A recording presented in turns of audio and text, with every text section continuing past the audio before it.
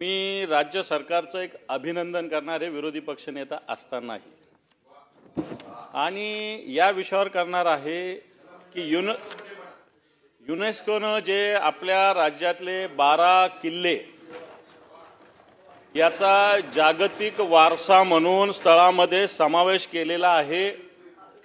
याच्यामध्ये निश्चित राज्य सरकार असेल, केंद्र सरकार असेल, याचं अभिनंदन केलं पाहिजे। कारण हे 12 किल्ले ज्या पद्धतीनं आत्ताच्या घडीला युनेस्कोमध्ये घेतले गेलेले आहे, मला असं वाटतं आता आपली जबाबदारी जास्त वाढलेली आहे। कारण हे 12 किल्ले ज्या अर्थी वारसा स्थळ म्हणून घेतली जातात, त्या अर्थी येणाऱ्या काळामध्ये युनेस्कोमध्ये कायम हे वारसा स्थळ राहणं हे सुद्धा आवश्यक आहे। निश्चित या किल्ल्यांकडे बरंच दुर्लक्ष होत असतं आपलं। कोणताही किल्ला असो, विशाळगडचं मागे प्रकरण घडलेलं आहे, अजूनही त्याच्यात काही निकाल झालेला नाही। मग रायगड असेल, वेगवेगळ्या ठिकाणी जी कामं चालू आहेत ती जरी बघितली तरी मला असं वाटतं राज्य सरकारचं कमालीचं दुर्लक्ष या विषयाकडे निश्चित आहे।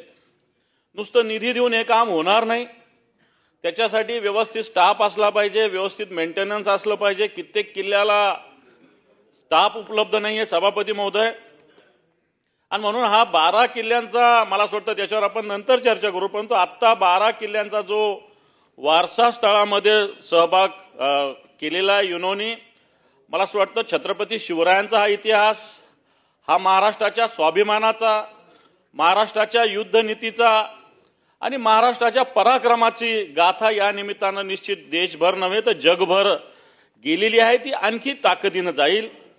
आणि म्हणून आज याच्यासाठी सरकारचं, सांस्कृतिक विभागाचं, माननीय मुख्यमंत्री सगळ्यांचं अभिनंदन करत असताना येणाऱ्या काळामध्ये वारसा स्थळामध्ये समावेश झालेल्या या किल्ल्यांसाठी नव्हे, याच्याशिवाय अनेक किल्ले आपले आहेत, याच्यासाठी सरकारने मला असं वाटतं कायम स्वरूपाच्या व्यवस्था, कायम स्वरूपाच्या निधीची अरेंजमेंट, निधी भरपूर मिळतो, परंतु उपयोगिता, स्टाफ ह्या सगळ्या गोष्टी अतिशय महत्त्वाच्या आहे।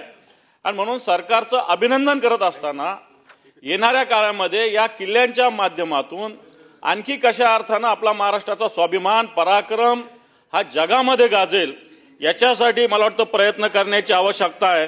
आणि त्याच्यासाठी कायम स्वरूपी सरकारने योजना करण्याची गरज असं मला वाटतं। मी पुन्हा एकदा समस्त सगळ्या सभागृहाचं, सरकारचं मनपूर्वक अभिनंदन करतो की या 12 किल्ल्यांचा युनेस्कोने सहवास केलेला आहे। धन्यवाद सभापती महोदय।